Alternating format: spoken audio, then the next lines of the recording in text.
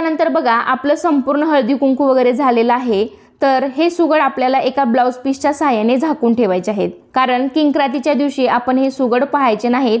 किंक्रातीच्या दिवशी संक्रांतीचे तोंड पाहू नये असे म्हणतात. त्यामुळे आपल्याला हे सुगड झाकून ठेवायचे आहेत आणि किंक्रातीच्या दुसऱ्या दिवशी मग आपल्याला हे सुगड किंवा ही पूजा उचलायची आहे.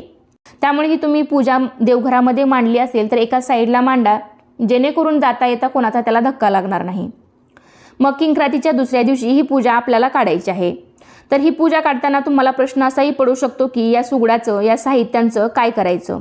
तर हे जे सुगड आहेत तर ते आपण आपल्या घरामध्ये कुंड्या वगैरे असतात, झाडं असतात लावलेली, तर त्या झाडांच्या बुडाशी तुम्ही पाणी भरून ठेवू शकता, जेणेकरून त्यातून पाणी पाझरत राहील आणि झाडांना थंडावा पण वाटेल.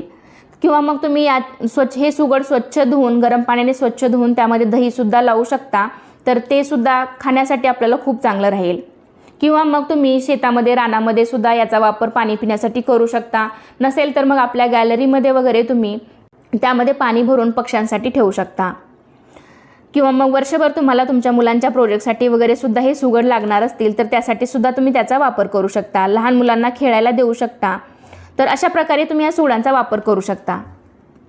किंवा हे आपण जे वाण सुगडांमध्ये भरलेलं आहे तर ते वाण तुम्ही त्यातील चांगलं आहे तर ते वेचून तुम्ही खाऊ शकता, त्याचा वापर पुन्हा करू शकता. आणि नसेल तर मग तुम्ही ते गाईला वगैरे सुद्धा खाऊ घालू शकता.